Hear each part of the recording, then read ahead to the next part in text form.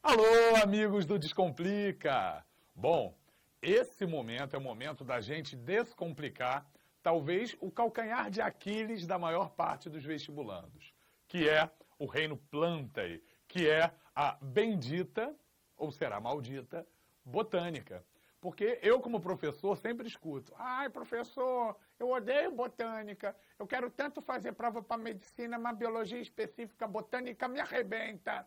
Então vamos entender que a botânica ela não é um bicho-papão, que é fácil de entender as principais características dos diversos grupos vegetais, começando por esse vídeo de características gerais das plantas. O reino Plantae também é chamado por alguns autores de metáfita. E esses metáfitos, as plantas, apresentam algumas características bem gerais e a maior parte delas você consegue matar com o pé nas costas. Por exemplo, são procariontes ou eucariontes? É claro que são eucariontes. São unicelulares ou pluricelulares? É óbvio que são pluricelulares. Além disso, aeróbicos ou anaeróbicos? Aeróbicos. Possuem mitocôndrias como nós possuímos. Fazem respiração celular utilizando o oxigênio e jogando fora o gás carbônico. Ué, professor, mas eu aprendi com a minha professora Sinha, lá no primário, que a planta respira CO2. Pelo amor de Deus, joga isso no lixo. Porque, na verdade, ela respira o O2, ela joga fora o CO2, porém, ela utiliza o CO2 e joga fora o O2 em um outro processo, que é a fotossíntese, uma vez que todas as plantas são seres autótrofos fotossintetizantes. Outras características que têm mais a ver com a citologia são o fato das plantas possuírem parede celular, não é isso? Onde o principal componente dessa parede celular é a celulose, e apresentarem como substância de reserva, como polissacarídeo de reserva, o amido. Atualmente, uma outra característica mais específica é utilizada no diagnóstico do reino Plantae, que é a presença de um embrião protegido por uma camada de células. Esse embrião protegido é uma característica típica das plantas. Então, essas foram as suas características gerais. Otinha, e como elas são classificadas? Se a gente pegar no passado, as plantas elas eram classificadas, subdivididas em talófitos, criptógamos e fanerógamos. Os talófitos eram as plantas com corpo em formato de talo, plantinhas aquáticas com corpo em formato de talo, onde essas plantas não teriam órgãos diferenciados ainda, seriam reles, talo no ambiente aquático. Essas plantas são as algas pluricelulares. As clorófitas, que são as algas verdes, as feófitas, que são as algas pardas, e as rodófitas, que são as algas vermelhas. Cuidado! Atualmente, talófitos não estão mais no reino Plantae.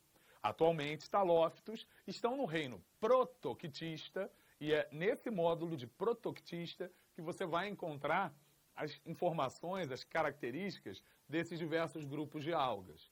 Então, talófitos atualmente não são mais desse reino. E aí, atualmente, os seres do reino Plantae, eles são classificados em criptógamos ou arquegoniados e fanerógamos ou espermatófitos. Vamos lá. Criptogamo. O que significa criptogamo? Significa gameta críptico, elíptico, ocluso, escondidinho. Ou seja, os criptógamos não possuem órgãos reprodutores aparentes.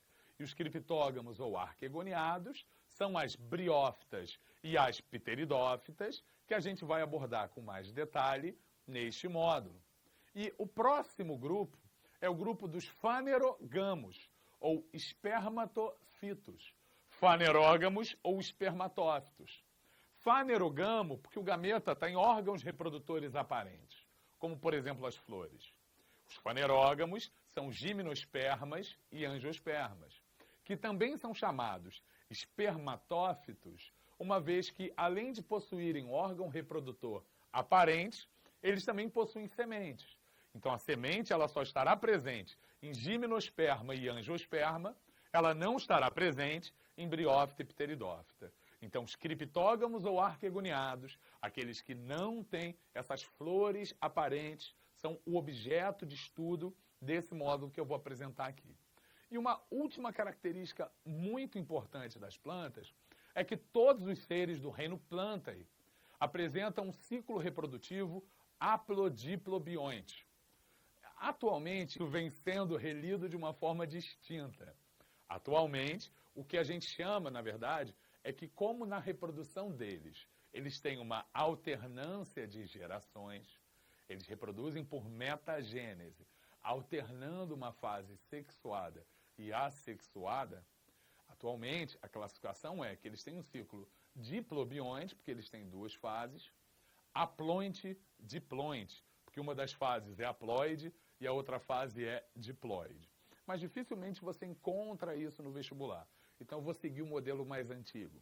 O modelo que diz que a reprodução das plantas é haplodiplobionte, que nesta metagênese, nesta alternância de gerações, sempre há a alternância de uma fase haploide com uma fase diploide.